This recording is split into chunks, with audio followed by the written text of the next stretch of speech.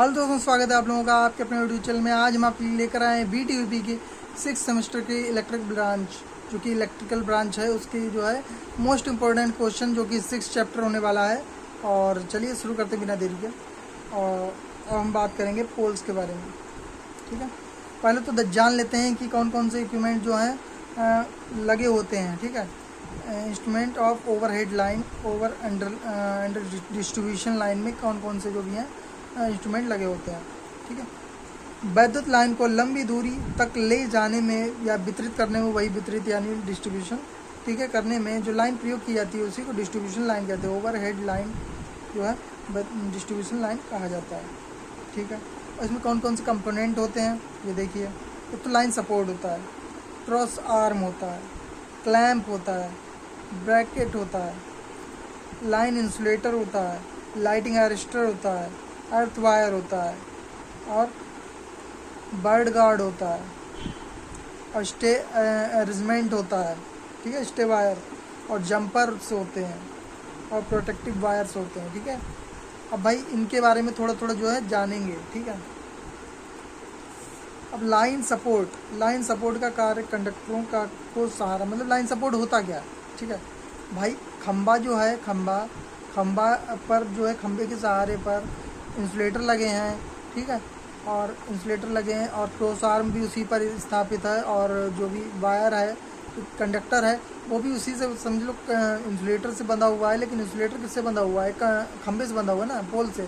तो जो line support होगा वो मेन क्या होगा? पोल होगा, पोल सपोर्ट, ठीक है। लाइन सपोर्ट क्या होगा? पोल। लाइन सपोर्ट का कार्य कंडक्टरों को सहारा देना, कंडक्टरों को ज़मीन से ऊपर, मतलब कि निश्चित ऊंचाई पर रखना, ठीक है। लाइन सपोर्ट की पूरी लंबाई का 1/6 भाग, मतलब कि वही खंबे का जो होता है, खंबा होता है, उसका 1/6 भाग, जितनी लंबाई होगी उसका 1/6 भाग क्या करते हैं हम लोग? ज़मीन के अंदर गड्ढा करके उसमें गाड़ दिया जाता है, ठीक है। अब भाई इसकी 2 विधियाँ हैं, बाद में बताएंगे आपको। एक डेरिक पोल विधि होती है और एक डेडमैन विधि होती है, ठीक है, तो बाद में बताएंगे। बहुत इंपॉर्टेंट है वो भी, ठीक है, तो फिलहाल बता ही दे रहा हूँ मैं, ठीक है। जो डेडमैन विधि है उसमें क्या करते हैं हम लोग? 1/6 भाग जो होता है, पहले नंबर गड्ढा खोदते हैं उतना, ठीक है। अब जो खंबा होता है, ये उन विधियों के, मतलब उन खंभों के लिए इस्तेमाल की जाती है विधि जो हल्के खंभे होते हैं, ठीक है। अब भाई उनको क्या करते हैं कि किसी सीढ़ी के सहारे, ठीक है, किसी सीढ़ी के सहारे सपोर्ट उसको प्रदान करते हैं, और सीढ़ी को आगे की ओर धक्का देते हैं, और खंबे को गड्ढे में खड़ा कर दिया जाता है, ठीक है, ऊर्ध्वाधर खड़ा हो जाता है बस।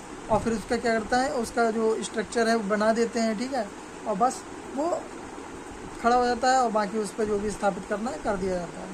अब भाई डेरिक पोल विधि, डेडमैन हो गई। डेरिक पोल विधि में क्या करते हैं? इसमें क्या होता है? भारी खंभों को स्थापित किया जाता है, भारी पोल्स को स्थापित करने के लिए इसका प्रयोग करते हैं। लेकिन इसमें क्या करते हैं हम लोग? डेडमैन विधि से एक खंभा जो होता है वो पहले से ही गड़ा चुके होते हैं, उसकी भी आवश्यकता पड़ती है।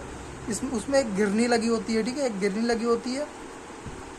और जो भारी खंभा होता है जिसको खड़ा करना है, उसमें 3 रस्सियाँ बांधी जाती हैं, एक दाएँ की ओर आदमी पकड़ता है, एक बाएँ की ओर पकड़ता है, और एक जो रस्सी होती है वो घिरनी के सहारे एक आदमी पकड़ कर क्या करता है? उसको खींचता है, और दाएं और बाएं जो पकड़े हुए होते हैं ना आदमी लोग, वो क्या करते हैं? उसको ऊर्ध्वाधर सीधा रखने का प्रयास करते हैं, और वो खींचता रहता है, वो सीधा रखने का प्रयास करते हैं। और जो गड्ढा खोदा होता है उसके ऊपर एक तख्ती रख दी जाती है, जिससे कि खंभा सरक के गड्ढे में चला जाए। और क्या होता है, ऐसे खींचते खींचते वो सीधा खड़ा हो जाता है। बस इतनी ही विधि है, सिंपल है, ठीक है। अब ये देखते हैं भाई, जो लाइन सपोर्ट होते हैं वो होते कितने प्रकार के? 2 प्रकार के होते हैं, ठीक है। एक होता है पोल, एक होता है टावर, ठीक है। पोल और टावर, हाँ, ये दोनों, इन दोनों में काफ़ी अंतर है, ठीक है। पोल क्या होते हैं? पोल क्या करते हैं? देखो, पोल 33 kV तक जो इस्तेमाल होता है वो पोल होता है, ठीक है। 33 kV तक टावर का इस्तेमाल नहीं किया जाता है, ठीक है। 33 kV तक क्या करते हैं हम लोग? पोल का इस्तेमाल करते हैं। डिस्ट्रीब्यूशन, इसका इस्तेमाल जो होता है केवल डिस्ट्रीब्यूशन के इस्तेमाल में किया जाता है, ठीक है। और टावरों का उपयोग क्या करते हैं कि 132 kV से ऊपर की लाइन जो होती है, 132 kV से ऊपर की लाइन, उसमें क्या करते हैं हम लोग? टावर का इस्तेमाल करते हैं, ठीक है। अब देखते हैं भाई इलेक्ट्रिक पोल कौन कौन से होते हैं, कितने प्रकार के होते हैं, और क्या क्या है, ठीक है।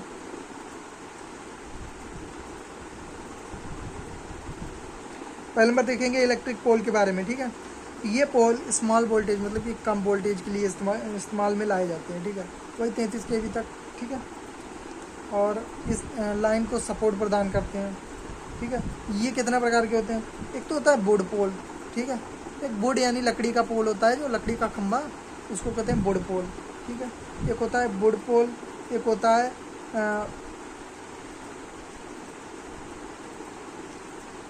वुड पोल, एक होता है कंक्रीट पोल, एक होता है स्टील पोल, ठीक है। कंक्रीट का पोल होता है और स्टील पोल होता है। देखो इनके भी, अभी देखो इनके भी पार्ट होंगे, देखना अभी देखते हैं। अब भाई वुडन पोल कैसा होता है, ठीक है। वुडन पोल कैसा होता है? ये पोल सस्ते व आसानी से उपलब्ध हो जाते हैं, ठीक है। ये पोल क्या होते हैं? सस्ते होते हैं और आसानी से उपलब्ध हो जाते हैं। पहले के समय में क्या करते थे? पहले के समय में 400 वोल्टेज के लिए हम लोग 400 वोल्टेज से 230 वोल्टेज तक या 11 kV हाई टेंशन लाइन के लिए लकड़ी के खंभों का प्रयोग करते थे। पहले करते थे हम लोग लकड़ी के खंभों का प्रयोग। अब क्या है? तो स्टील पोल का प्रयोग हो रहा है, ठीक है। तो यदि लकड़ी के खंभे का मेंटेनेंस और ट्रीटमेंट किया जाता है, ठीक है, अगर उसका मेंटेनेंस किया जाता है, ट्रीटमेंट किया जाता है, उस पर कलर कर दिया जाता है, कुछ भी बारनी सारनी से कुछ भी, तो जैसे कि बारिश आरिश हो, उस पर फ़र्क ना पड़े, ठीक है। लकड़ी पर भाई, लकड़ी पर तो जल्दी फ़र्क पड़ता है ना, तो लकड़ी सड़े ना या कुछ भी, तो लकड़ी का खंभा लंबे समय तक चलता है। लेकिन वर्तमान समय में क्या करा जाता है? वनों को काटा जा रहा है, ठीक है। वनों को बचाने के लिए क्या करा जाता है? लकड़ी के कम खंभे का इस्तेमाल किया जा रहा है, कि कम से कम खंभों का इस्तेमाल किया जा रहा है लकड़ी के, ठीक है। अब भाई नंबर 2 की बात करेंगे, कंक्रीट। ये 2 प्रकार के होते हैं, ठीक है। एक कौन सा होता है? RCC पोल, एक होता है PCC पोल, ठीक है। RCC पोल में क्या होता है? देखो आप लोगों को पार्ट के बारे में भी लिखना होगा, ठीक है। RCC पोल होता है, RCC पोल का फुल फॉर्म क्या होता है? रेनफोर्स सीमेंट कंक्रीट, ठीक है।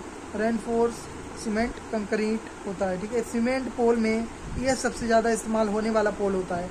RCC पोल जो होता है सबसे ज़्यादा पोल इस्तेमाल होता है अगर सीमेंट पोल की बात करें तो, ठीक है। इसकी तनाव बल, इसका जो तनाव बल होता है ज़्यादा होता है, इसका तनाव बल ज़्यादा होता है, क्योंकि इस पोल में कंक्रीट के बीच स्टील में की रॉड बड़ी होती है, जो रॉड होती है स्टील की, ठीक है। इसके बीच में सरियाँ पड़ी होती हैं, जो जिससे कि जो मजबूती इनकी आयु बढ़ जाती है 100 साल तक, ठीक है। अब बात करते हैं PCC पोल। PCC पोल का फुल फॉर्म होता है प्लेन सीमेंट कंक्रीट, ठीक है। प्लेन सीमेंट कंक्रीट केवल कंक्रीट होती है, देखिए इसका मतलब होता है कि इसमें स्टील की मात्रा नहीं होती, ठीक है। इसमें स्टील की मात्रा नहीं होती, अतः इसकी स्ट्रेंथ अपेक्षाकृत कम होती है, ठीक है। ये कम मजबूती होती है इनमें। इसमें सिर्फ सीमेंट कंक्रीट का बालू रहता है, ठीक है, मतलब ये मिक्सचर रहता है, कंक्रीट और सीमेंट का मिक्सचर रहता है। वर्तमान में 11 kV और 400 से 230 वोल्ट तक के बड़े खंभे, जो बड़े पैमाने पर क्या बोलते हैं, PCC पोल का उपयोग किया जा रहा है, ठीक है। इसमें PCC पोल का अधिक उपयोग किया जा रहा है, क्योंकि इसमें देखो सरिया का उपलब्ध नहीं होता, ठीक है। मजबूती क्या है? सस्ता पड़े, आज का इंसान सोचता है सस्ता पड़े बस, ठीक है, पैसा बचे।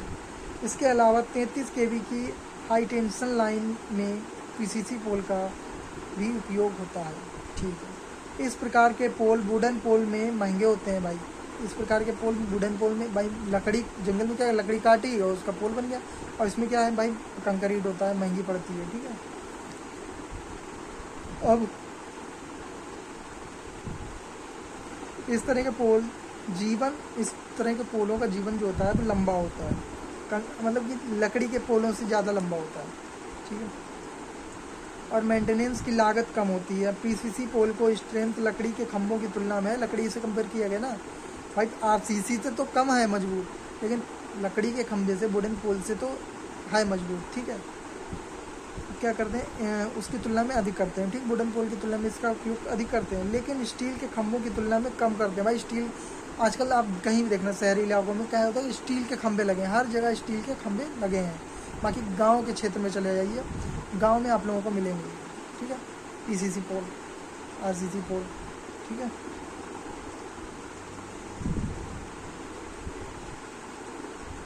अब देखते हैं स्टील पोल।